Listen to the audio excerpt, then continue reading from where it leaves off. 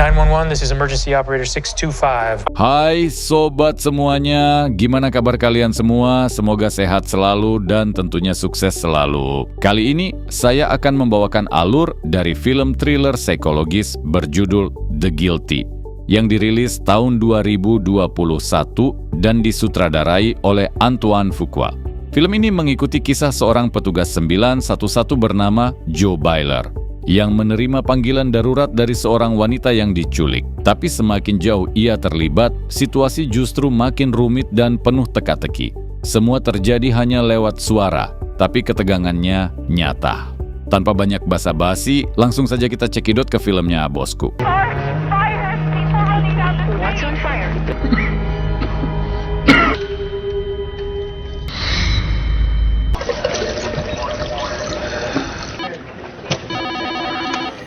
Cerita kita kali ini fokus pada seorang mantan polisi yang sekarang kerja sebagai operator 911. Namanya Joe.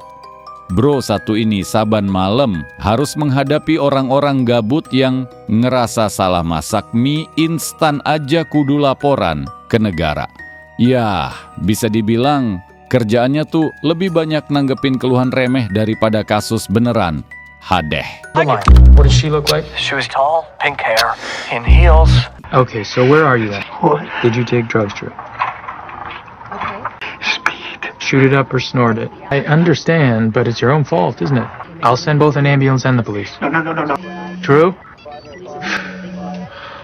Di tengah kemelut suara keluhan warga, tiba-tiba Joe dapat telepon. Tapi bukan dari orang yang kesasar beli sabun cair rasa stroberi. Ini dari wartawan, bro, yang nanyain soal persidangan Joe besok. Tapi sebelum si wartawan bisa ngegali lebih dalam, atasan Joe langsung nyemprot, bikin dia harus nutup telepon dan kembali ke rutinitas. Angkat telepon, geleng-geleng, ngelus dada, repeat.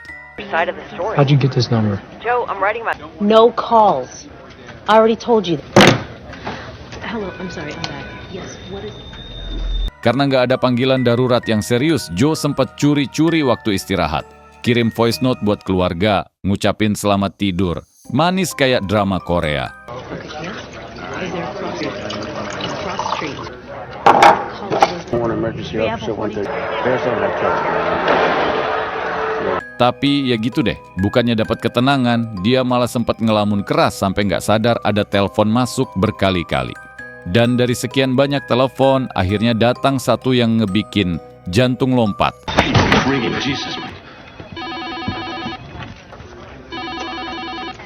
911 emergency operator 6. Seorang perempuan bernama Emily yang ternyata sedang dalam kondisi diculik oleh suaminya sendiri.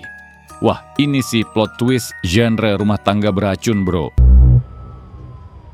I just want to talk to you. Okay, I'm hanging I'm up. just out for a drive, sweetie, okay? Emily, and do they have a weapon? Emily, does the person you're with have a weapon? I don't know. Emily masih bisa nelpon 911 diam-diam dan menceritakan semua yang terjadi. Tanpa curiga, Joe langsung sigap menghubungi patroli buat nangkep pelaku. Do you see fire? Yes. Yes. Plate number? No, but the woman tell me when she sees the officers pass. Hold on. Masalahnya, info yang didapat masih minim banget, nggak tahu plat nomornya, lokasi nggak jelas, cuma disebut kalau pelaku bawa van putih yang katanya lagi OTW keluar kota. White. It's fine. White. Tell me don't hang up, okay? Put the phone. I can track you. And if you can't, just if you hear me, I will be there. My name is... Joe coba koordinasi ke semua unit di sekitar lokasi, tapi apes. Malam itu ternyata lagi ada kebakaran besar, bikin semua petugas kelabakan. Apalagi mobil van putih tuh kayak gorengan di pinggir jalan. Can't see yet. There's wind and smoke everywhere. Can't, he took the exit. Pull up next. Okay, he's pulling up. So wait. Gak nemu juga, Joe pun langsung ngebut telepon petugas perbatasan, nyuruh mereka nutup akses keluar masuk kota. Look for a plate number and I'll inform the officer. Come on! Just find a car and block the freeway. It's not me. Tapi ya, Namanya juga SOP, petugas di sana ogah bantu kalau plat nomor belum jelas. Tanpa data, sama aja kayak nyari mantan di konser Coldplay, nggak mungkin ketemu.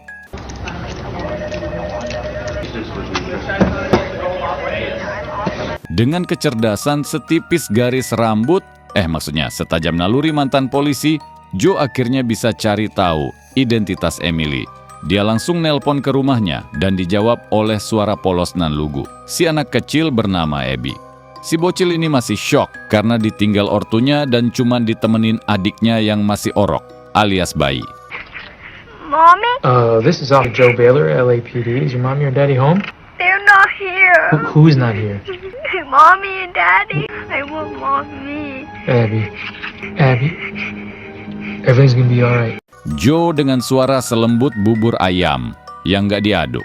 Coba nenangin Abby, lalu nanya-nanya info penting. Nama ayah, Henry.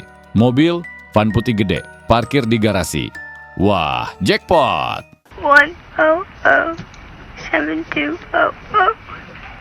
Does your daddy live with you, Abby?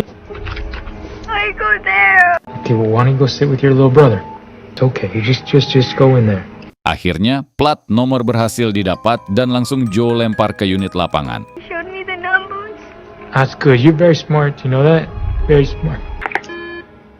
Pas lagi galau mikirin nasib keluarga ini, rekan kerja Joe datang dan nanya dengan nada khawatir. Tapi entah kenapa, Joe yang emosinya udah di ujung tanduk, malah nyolot ngasih kata-kata yang bikin suasana langsung senyap, kayak kuburan. Duh Joe, nggak semua orang harus kena semprot kan? Mind your own business. Setelah sadar dirinya udah kayak tukang parkir marah-marah, Joe minta maaf sambil ngajakin ngopi. No, not just today, but in general. Yes, you have. We should get a beer sometime. That sounds good, man. Karena situasi makin nggak kondusif, Joe pindah ke ruangan yang lebih sepi. Di sana dia coba cari solusi sendiri.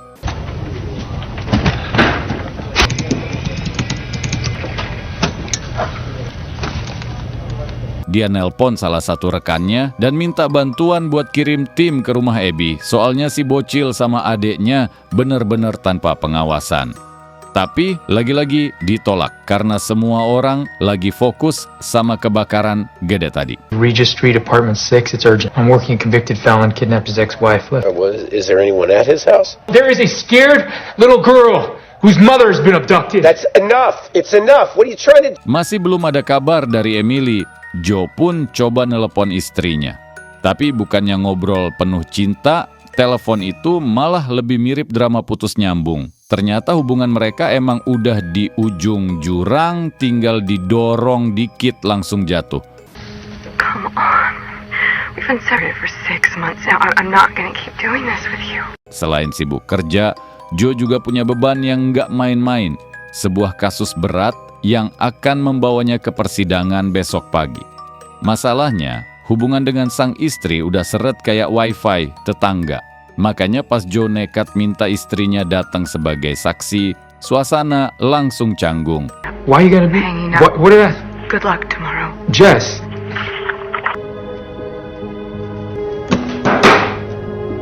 Tapi belum sempat merenung, Joe malah dapat panggilan dari warga random yang isinya cuma maki-maki.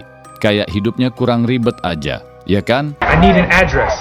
Hey, you need to let the police come there. Yeah.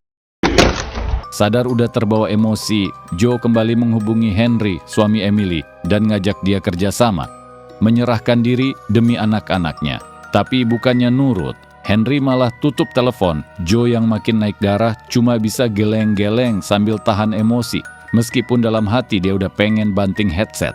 You want to do more? Lanjut ke masalah sidang, Joe mengontak temannya yang bakal jadi saksi juga dan minta dia jangan minum alkohol malam itu.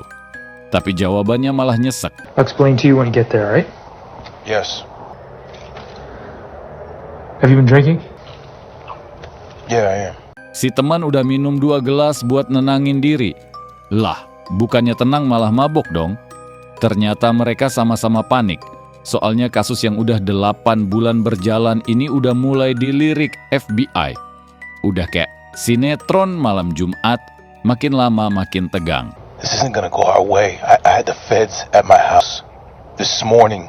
You understand? I'm tired of this. Karena curiga sama Henry, Joe minta temennya buat nyusup ke rumah si abang misterius itu. Nggak jauh dari lokasi, jadi sekalian jalan-jalan cari angin malam, siapa tahu dapat petunjuk. Baylor. You got it? Got it. Beberapa saat kemudian, Abby, si anak kecil pemberani, nelpon lagi dan bilang ada orang di depan pintu rumahnya. Joe langsung tenangin dia, bilang kalau itu polisi yang ia kirim. Tapi pas para petugas masuk ke rumah, Hi, my name is Ted. Hi. We're checking in on 2 kids. Yes, Abby and her little brother. I have to keep the line open because her mother might call. mereka syok berat. Rumahnya berantakan kayak abis ditinggal mudik dan si adik bayi ditemuin di dapur dalam kondisi mengenaskan. Sumpah, nggak ada yang nyangka bakal separah itu. Pas semua makin panas, Henry balik nelpon Joe dan kayaknya pengen ngejelasin sesuatu. Tapi Joe udah kadung emosi, jadi dia potong omongan Henry dan langsung nutup telepon. Waduh, padahal bisa jadi itu penjelasan yang penting banget bro. Tapi ya namanya juga emosi kadang suka ngalahin logika. Kayak kita yang sering balikan padahal udah tahu ujungnya luka. What do you want me to say? That you're a victim? Huh, Henry? You think you're a victim? You're not a victim. Emily is a victim. Sementara itu, temen Joe sampai di rumah Henry. Tapi isinya zong kekah. Rumah itu lebih mirip gudang gagal, renovasi, kumuh, penuh tagihan gak dibayar, dan gak ada Henry di dalamnya. Some courtyard apartments. Looks like nobody's home. The lights are out. All right, you got it? Yeah. Untungnya, Emily berhasil nelpon lagi. Kali ini, dia udah ada di bagian belakang mobil, jauh dari Henry. Jadi bisa ngobrol lebih bebas. You said, but it didn't work. I can't get out. Okay, I know. Okay, you're headed toward I don't want to get locked up. Emily. Take a deep breath. I'm gonna get you back to Abby. Joe nyuruh dia cari alat buat ngebela diri, dan saat pintu mobil dibuka, tanpa pikir panjang, Emily langsung bogem suaminya. Ternyata, ibu 2 anak ini bisa juga jadi Jackie Chan kalau udah kepepet. Can't see anything. Just feel around. You use the flashlight on your phone. Brakes. Okay. Okay, good. Okay, all right. Ketika mobil akhirnya berhenti, Emily yang udah kayak sisa baterai 3% mulai bercerita. Dia bilang sempat melihat anaknya ketakutan dan menangis gara-gara seekor ular. Refleks sebagai ibu, Emily langsung menghabisi si ular demi melindungi sang anak dan suasana pun sempat hening. Tapi What was that? Snakes? What snakes? Joe merasa ada yang aneh dalam cerita ini. Semacam janggal kayak mie ayam tanpa kuah. Dari potongan-potongan yang ada, Joe akhirnya menarik kesimpulan yang cukup mengguncang. Jangan-jangan selama ini Henry bukan pelakunya, melainkan Emily sendirilah yang jadi dalangnya. Tapi belum sempat menggali lebih dalam, telepon tiba-tiba terputus. Dan yang terakhir terdengar hanyalah suara rintih kesakitan.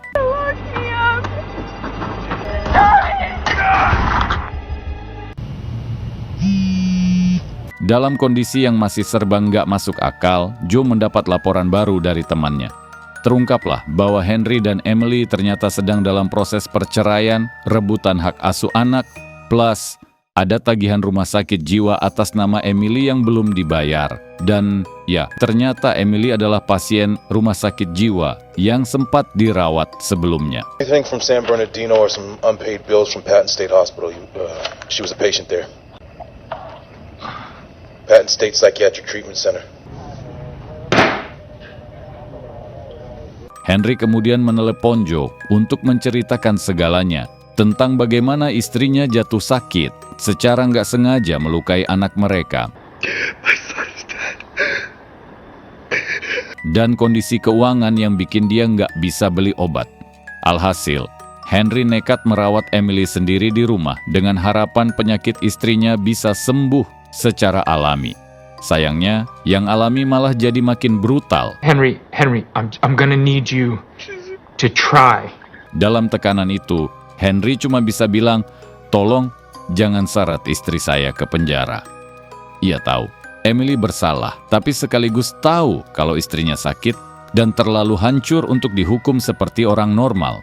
Waduh, bro.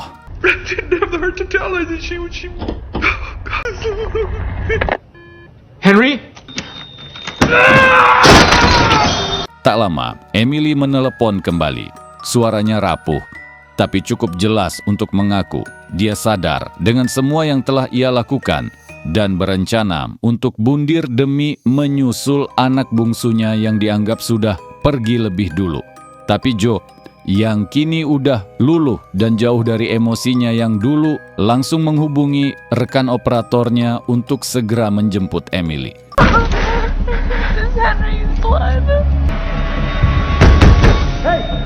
Dengan sabar dan penuh empati, Joe berusaha menenangkan Emily.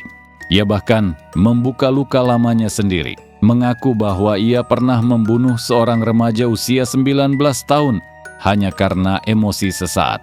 Pengakuan yang selama ini ia simpan dalam-dalam. Akhirnya, saat polisi sampai di lokasi, Emily yang sempat tenang malah kembali pada niat awalnya, ingin mengakhiri hidup. Ia berharap bisa bertemu anaknya di surga, walaupun harus membayar mahal dengan nyawa sendiri. Just go over, officers. Namun, di tengah tragedi yang nyaris jadi akhir, keajaiban kecil datang. Joe mendapat kabar dari polisi. Emily berhasil diselamatkan. Bahkan anak bungsunya yang sempat dikira meninggal, ternyata masih hidup, walau dalam kondisi kritis. Alhamdulillah, plot twistnya bukan prank YouTube.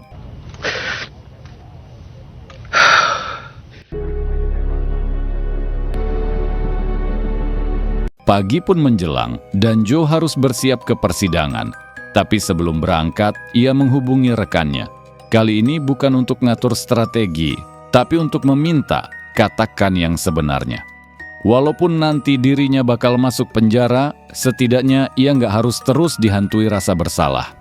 Karena sesakit-sakitnya hidup, lebih sakit lagi kalau tiap malam harus ngobrol sama penyesalan. Hey, what's up, man? Dan akhirnya, tamat. The Guilty 2021 disutradarai oleh Anthony Fuqua dan dibintangi oleh Jake Gyllenhaal adalah remake dari film Denmark berjudul sama yang rilis pada 2018. Versi Amerika ini tetap setia pada premis aslinya.